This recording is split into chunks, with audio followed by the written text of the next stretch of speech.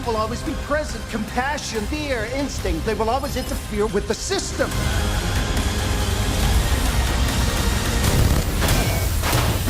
Dead or alive, you're coming with me. It's the year 2028, and America is wrapped up in a heated debate over the use of robots and machinery in law enforcement. In an attempt to sway public opinion to their side, Omnicorp decides to put a man in the machine and see the perfect opportunity in a critically wounded cop, Alex Murphy. Murphy agrees to take on the task, but seeks to also solve the mystery of his own attempted murder, with several political secrets unraveling in the process. Nowadays in Hollywood, every possible remake, especially those that are reimagining a very beloved subject matter, tend to be tied down to the same old elephant in the room question. Is it better than the original? And 2014's RoboCop is inevitably going to be tied down to that exact same weight. And I'm sure you're all coming to this review looking for an answer. However, here at Rule Thirds, we take a look at every single movie as its own individual story, despite sequels, reboots, reimaginings, or, in this case, remakes. Thankfully, though, this new modern-day representation of RoboCop actually makes that necessary differentiation pretty easy. Unlike the 1987 original, the remake of RoboCop focuses a lot on the dividing line between machine and man. As a result, the film feels like a much different beast, which is admirable considering how a lot of remakes sometimes take a little bit too much from the source. At the center of RoboCop is Alex Murphy, and I think that Joel Kinnaman held up surprisingly well. He's got a lot to do in this movie. I mean, he goes from a normal, dedicated cop to a horrified cyborg to an emotionless robot. Yeah, he's got his hands full. So while the performance isn't super deep or terribly complex, I can't deny that he remains relatable even through all these changes he goes through. And I think what makes it work is that Alex responds to these scenarios in a way that most people would. What I'm saying is, and this is surprisingly rare for movies like this, which is why I'm highlighting it, is that Alex Murphy always felt human, which is saying a lot because most of him isn't. Now, seeing as I haven't really heard Kinnaman's name that much in the industry before this, I'm gonna do some deductive reasoning and figure that this is probably the biggest role that Kinnaman has ever received so far in his career. And it's admirable that he's trying really hard to be an interesting hero for this story. It really is admirable. But he just doesn't do it for me. This is for a couple of reasons, and one of the main ones being that you have a very colorful cast of supporting characters here. You have Michael Keaton, Samuel L. Jackson, who I thoroughly enjoyed in this film, Gary Oldman, and Jackie Earle Haley. And that's just a few of some of the side characters you have here, but they're supporting characters. And it's kind of hard not to notice the stark contrast in skill in the supporting characters and then Kinnaman over here in the lead role. In honesty, it kind of surprises me that they didn't choose somebody who has a little bit more presence or personality, because Kinnaman definitely doesn't really hold up against these other talents. Each of them has a personality they create with their character, each of them have a presence on screen, and Kinnaman just doesn't. But RoboCop has a very bad habit of,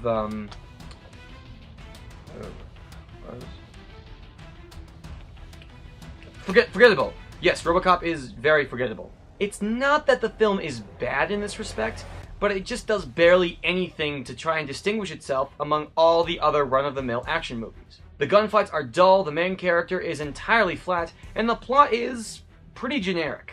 I mean, I like where the film is going, but does it really have to go there in such a cookie-cutter fashion? RoboCop is a surprisingly entertaining movie. It moves at a great pace and features a nice mix of different plot flavors, if you will. I mean, you got action, sci-fi, corruption, corporate strategies, and even some politics, the combination of which kept me interested. RoboCop's quality story does come at a price, however, and that price is character consistency. There are just a few moments that I felt like a character shouldn't have done something. Like, given what we knew about them, it doesn't really add up. Now, I am more forgiving towards a lot of these because they do end up leading to strong story elements, but the fact that you have to warp your characters to fit the story does show at least a little bit of a fundamental problem. RoboCop's thematic foundation is actually an intriguing and effective idea with which to surround the plot. When Murphy becomes the titular character, scientists are put in charge of his dopamine levels, which basically determine how human he is. As the film goes on, he slowly comes to terms with the dividing line between the robot and the man inside. Is RoboCop just Alex Murphy in a suit? Or is it a robot that thinks it's Alex Murphy? These questions are all brought to light, and with good reason. They make you think. The "but at what cost" motif lends strength to a large portion of the film. When they remove Alex Murphy's emotions, I became much more engaged. The writer understood that there sometimes are fates worse than death, in a sense. The focus shifted from Murphy's actions to whether or not he'll be able to snap out of this and, for the lack of a better phrase, get his soul back. Needless to say, I found that much more interesting. RoboCop magnifies the marketing of its titular character as a huge part of the film's world building. Every now and then, the film cuts to a meeting with the heads of Omnicorp, discussing how to make RoboCop not just effective at law enforcement, but also a profitable product. This is a really interesting angle, as it molds the original's thematic foundation as a compact part of the remake's puzzle. I also like how Murphy's wife and child play a huge role in the film.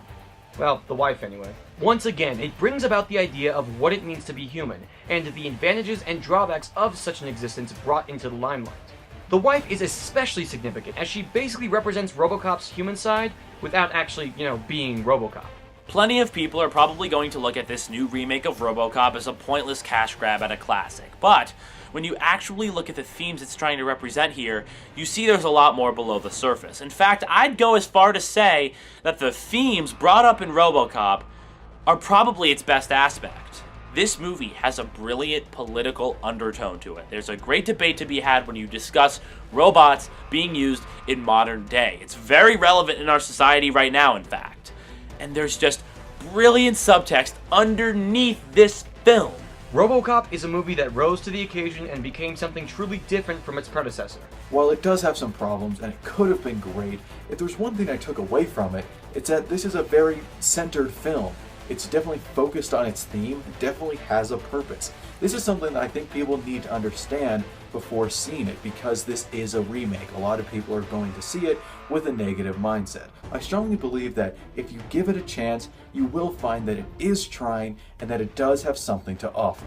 If RoboCop just sat down and got its priorities straight, we would have a pretty good movie here. Had it just gone further with what it was doing well, it may have succeeded. But alas, it's just a harmless little action movie that'll be forgotten in like a few weeks' time. It has some good qualities. It is an overall good movie. It just could have been a lot better. But hey, it could have been worse. RoboCop receives a 7 out of 10. RoboCop gets a 7 out of 10. RoboCop scores a 5.5 out of 10.